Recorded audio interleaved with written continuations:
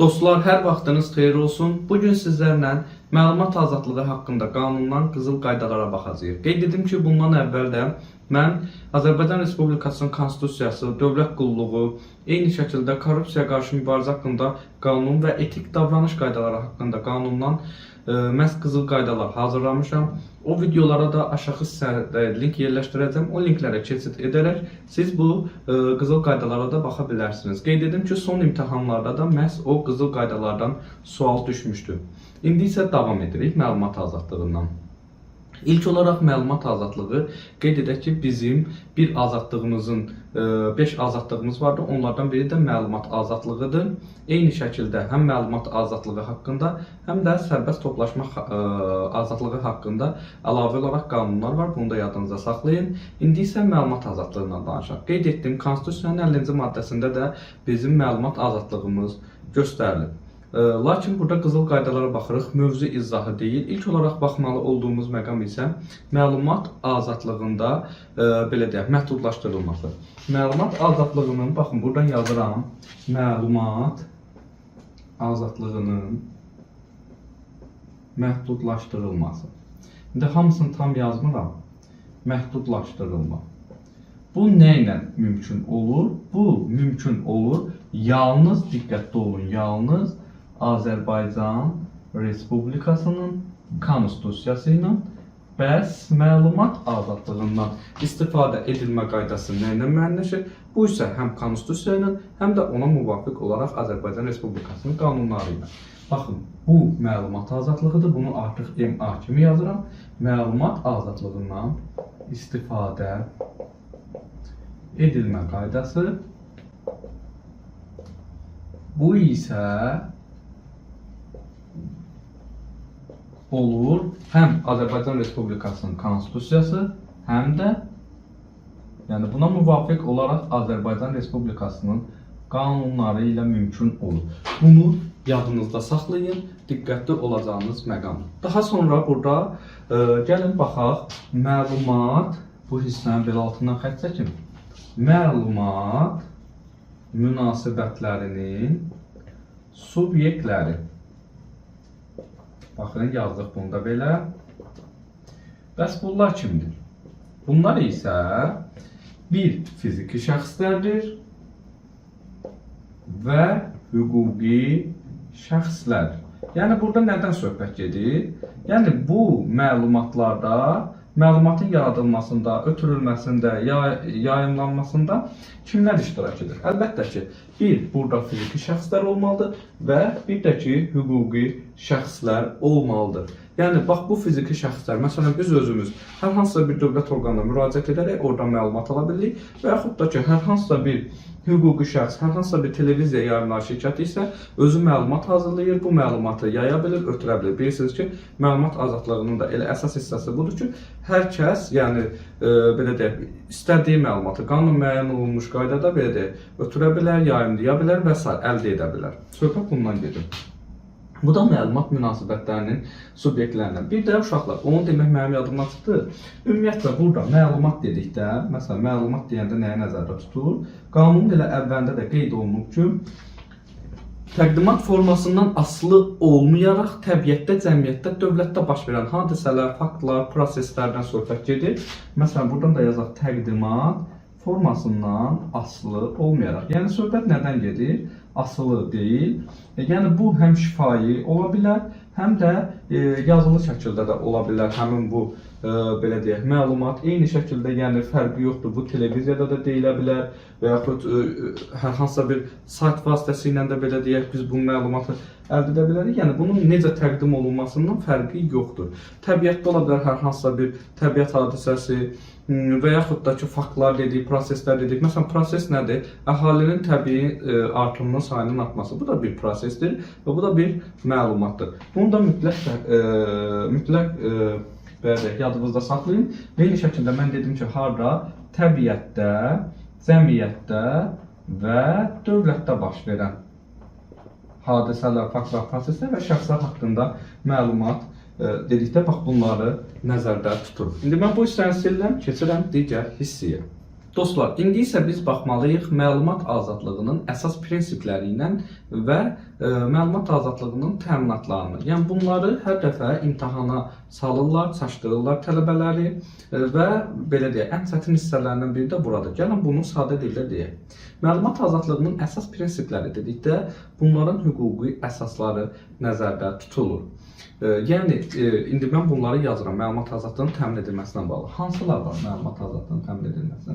Məlumatın, belə deyək, açıqlığı var, məlumatın, hətta biraz böyük yazın, məlumatın açıqlığı və ona mübadilə edilməsinin azadlığı məsələsi var.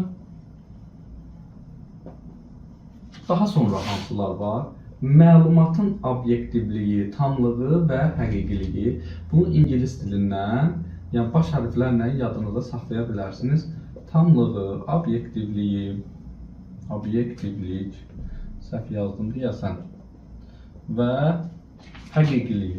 Bunu da necə yadınızda saxlayırsınız? Baş hərflərlə. Baxın, hər kəsin, belə deyək, şəxsi və ailə həyatının sirrinin saxlanılması, bax bunu diqqətli olun, bunu vətəndaşlar yazırlar. Lakin hər kəsin məlumat azadlığı olduğu kimi, hər kəsin də şəxsi və ailə həyatının sirrinin saxlanılması. Daha sonra burada dördüncüyə biz yazırıq şəxsin. Baxın, bayaqları biz məlumat dedikdə nə dedik? Yəni təbiətdə, cəmiyyətdə və dövlətdə baş verən hadisələr. Burada şəxsin, cəmiyyətin və dövlətin təhlükəsizliyinin qorunması məsələsi var. Buradan da yazaq. Qorunması məsələsi var. Prinsiplərindən biri də budur. Artıq biz 5-ci prinsipə baxacaq. Məlumatın istifadə edilməsinin və yayılmasının və qorunmasının qanuniliyi. Yəni bunu qısa şəkildə qanunilik yaza bilərəm. Yəni məlumatın yayılmasının elə belə də yazaq.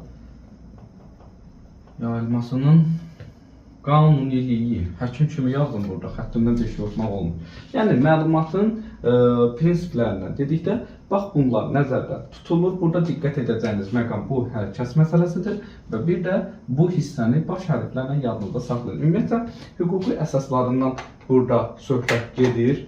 Bunu yadınızda saxlayın. Bir də var məlumat azadlığının belə deyək, təmin olunması. Yəni bu məlumat bizə necə üsullarla təmin edilir. İndi isə bu hissəni silirəm və artıq o hissədən danışacağam. Dostlar, indi isə biz danışmalıyıq məlumat azadlığı üçün, məlumat azadlığının təmin edilməsi üçün təminatlardan danışmalıyıq. Yəni görək bunlar hansıdır? Yəni biz bu məlumatı necə əldə edə bilirik? Hansı yollarla əldə edə bilirik? Baxın, yazıram buradan. Hətta buradan yazın. Məlumat azadlığının təmin edilməsi üçün təminatlar. Yazdıq mı bunu burada belə? Daha sonra gəlirəm bir altdan yazıram. Yazıram. Məsələn, dövlət orqanları və yaxud bələdiyyələr öz fəaliyyətləri barədə məlumat verir. Baxın, dövlət orqanları və yaxud bələdiyyələr öz fəaliyyətləri barədə məlumat verir. Daha sonra ikinci olaraq nəyi burada qeyd edə bilərik? Normativ hüquqi aktların, yadıma düşdükcə bir deyirəm, normativ hüquqi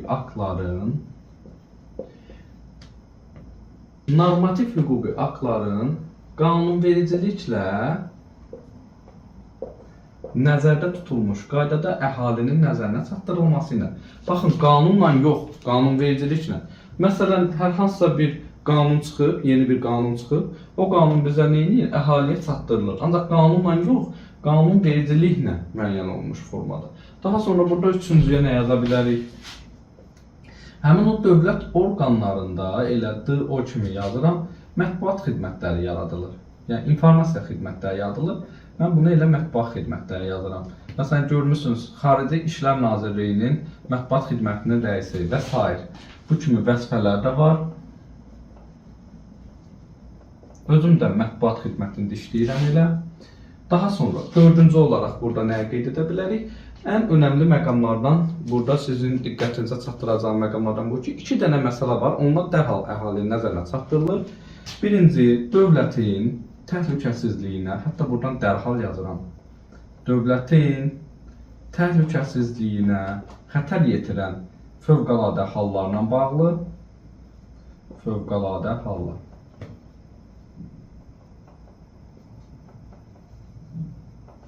Və bir də vətəndaşların həyatı və sağlamlığı üçün təhlükə yaradan fövqəladə hallar. Vətəndaşların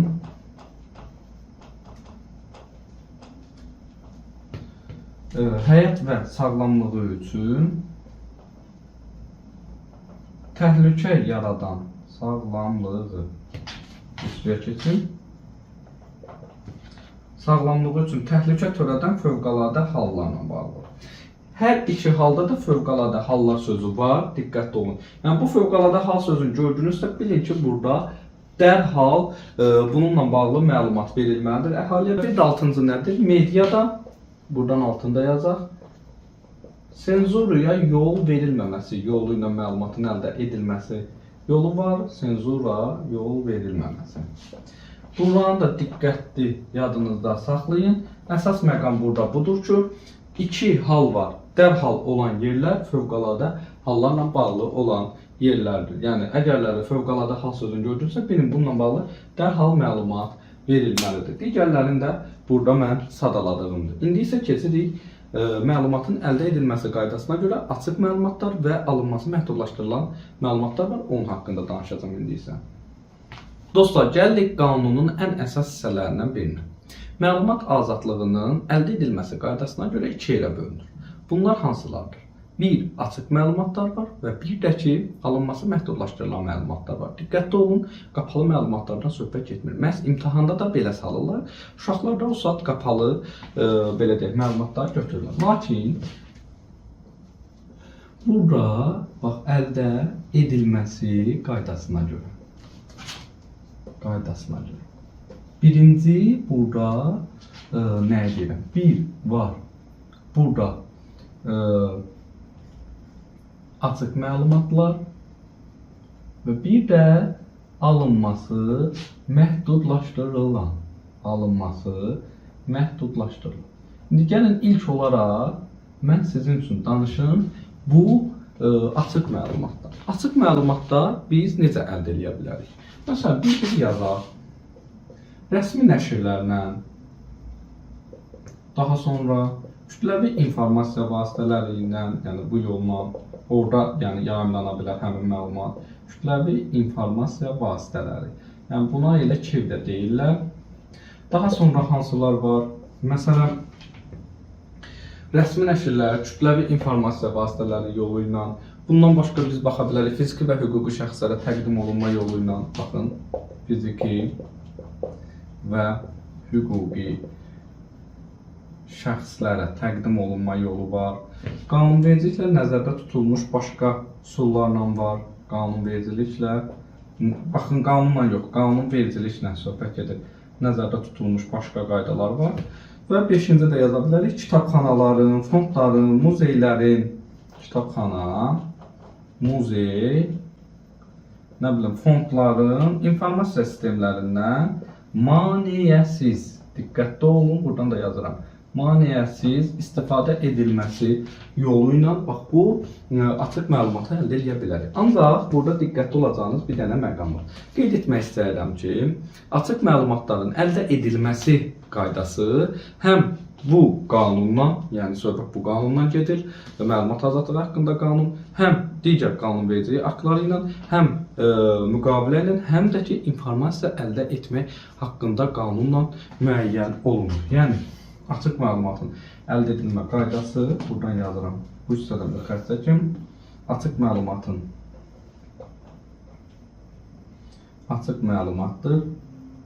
əldə edilmə qaydası və şərtləri nə ilə müəyyən olunur? Əsasən də bunu yadınızda saxlayın, informasiya əldə etmək haqqında qanundan, hətta bunu da dırnaq içərisində yazıram, informasiya əldə etmək haqqında qanun. Və eyni şəkildə dedik, müqavilə də var. Əgər yəni bu müqavilə nədir? Onu da qeyd etmək istəyirəm ki, dövlət orqanları və bələdiyyələr müqavilənin olmamasına görə məlumatı verməkdən imtina edə bilməzlər. Bax, suallara düşür o dediyim hissə, mütləq şəkildə onu yadınızda saxlayın. Eyni şəkildə informasiya əldə etmək haqqında qanunla başqa nə müəyyən olunurdur? Məlumat əldə etməsi üçün sorğunun verilməsi və əldə edilməsi qaydası da eyni şəkildə informasiya əldə etmək haqqında qanunla müəyyən olunur. İndi danışmalıyıq alınması məhdudlaşdırılan məlumatlardan. Alınması məhdudlaşdırılan məlumatlar dedikdə burada nələr nəzərdə tutulur? Dövlət sirləri ola bilər, peşə sirləri ola bilər. Peşə sirləri önəmlidir. Burada həkim, vəkil, notariatdan söhbət gedir. Daha sonra burada terror aktlarına aid olan belə deyək hadisələr ola bilər və bir də ən önəmli məsələ var, ətraf mühit. Ətraf mühitə dair informasiya, məlumatlar qanunvericiliklə, yəni də qanunvericilik gəlir qarşımıza, nəzərdə tutulmuş qaydada alınması məhdudlaşdırılan məlumatlara aid edilir. Gəlin bir-bir bunları yazaq. Alınması məhdudlaşdırılan. Düzdür? Bu məlumatlara mən dedim ki, məsələn, dövlət sirləridir, kommersiyadır, bankdır, kommersiya, bank, şəxsi və ailə həyatı ola bilər. Şəxsi yazdım buradan. Daha sonra buradan peşə sirləri ola bilər. Peşə sirlərində həkimdir, bax buna diqqətli olun, vəkildir və notariatdır. Bunu da yadınızda saxlayırsınız. Daha sonra terror aktlarına aid olan məlumatlar ola bilər. Terror aktlarına aid olan məlumatlar. Və bir də mən dedim ki, ətraf mühit yazıram. Ətraf mühitə aid olan məlumatlar isə yenə də burada bu hissədə yazıram. Qanunvericiliklə nəzərdə tutulmuş qaydada həmin bu alınması məhdudlaşdırılan məlumatlara aid edilir. Bu da bizim alınması məhdudlaşdırılan məlumatlar. Dostlar, indi isə baxmalıyıq məlumat verilməməsi barədə məlumat sahibi belə deyək, kimə şikayət edə bilər? Yəni, baxaq. Məlumat verilməlidir, düzdürmü? Məlumat verilmir. Verilmirsə, o zaman həmin bu məlumatın sahibi kimlərə şikayət edə bilər? Məlumat sahibi. Buradan çəkirəm oxlarımı. Bir, bu hissədə yazıram yuxarı orqana, yəni inzibati qaydada. Daha sonra məhkəmə və bir də ombudsman var. Yəni bunlara şikayət verə bilər, məlumatın əldə edilməməsinə görə, verilməməsinə görə. Daha sonra nəyə diqqət etməliyik? Məlumatların toplanılması məsələsi var. Bura 1 yazdım, burada 2 yazdım. Deməli, şəxsin dini mənsubiyyəti və əqidəsi barədə, baxın, dini, əqidə və mənsubiyyət. Bu, o zaman olur ki, könüllü təqdim etdikdə. Ancaq siyasi partiyaya üzvlüyü isə, buradan da siyasi partiya yazıram. Bu isə qanunla müəyyən edilmiş, qanunvericiliklə yox, qanunla müəyyən edilmiş hallarda, yəni təqdim olunur. Onu da qeyd edim ki, yəni bu hansı ola bilər? Məsələn, fikirləşin deputat seçkiləridir. Yəni, o zaman bilməliyik də həmin şəxs hansı partiyaya üzvdür. Bax, bunu da yadınızda saxlayın, önəmli məsələ. Daha sonra burada 3-cü hissəyə gəlirəm və burada deyəcəyim məqam nədir? 3-cü hissədə odur ki, şəxsin bilirsiniz, onun haqqında toplanılmış materiallarla tanış olmaq hüququ var, dəqiqləşdirmələri aparmaq hüququ var və s. digər məsələlər var. Ancaq burada önəmli məsələ 2 dənə istisna var ki, şəxs o zaman həmin öz haqqında toplanılan materiallarla tanış ola bilmir. O da hansı haldır? 2 haldır. 1. Əməliyyat, istintaq.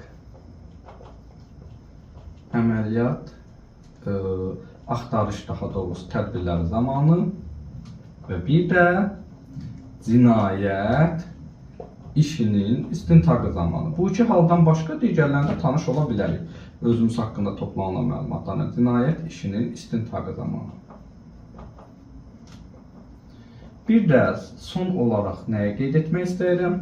Dördüncü məsələ budur ki, bilirsiniz bizim şəkillər, fotolar, videolar çəkilə bilər. Ancaq hansı halda bir dənə bizim istisnamız var. O da əməliyyat, axtarış tədbirləri keçirilən zaman istisna olmaqla digər halda bizim şəklimiz çəkilə bilməz.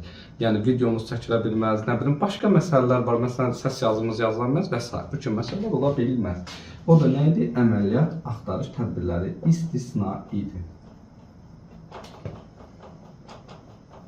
İstisna. Hətta buradan da deyə bilərəm ki, foto çəkilə bilməz. Belə yadınızda saxlayın. Foto çəkilə bilməz. Əgər çəkilərsə, qanunvericiliklə müəyyən edilmiş hallarda belə də məsuliyyətə səbəb olur. Bununla da məlumat azadlığı haqqında da qanundan qızıl qaydaları diqqətinizə çatdırdım. Videonu paylaşın ki, digər dövlət qulluğuna hazırlaşan şəxslərə də əl çatan olsun. İzlədiyiniz üçün hər birinizə təşəkkür edirəm. Sağ olun.